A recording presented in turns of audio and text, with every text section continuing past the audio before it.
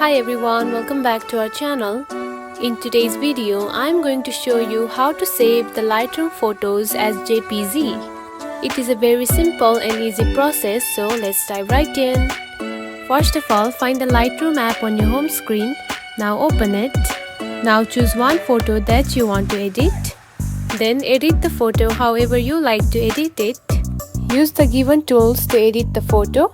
Now tap onto the share button at the top right corner. Then here you can find the option of export as. Now select it. Here we can find the file type is the JPG option. Now tap on it. If the file type is not in the JPG, simply select the JPG option just like this and tap onto the check mark. And then simply export the photo. Now tap on to save image. Now you can see the photo has been saved. And that's it.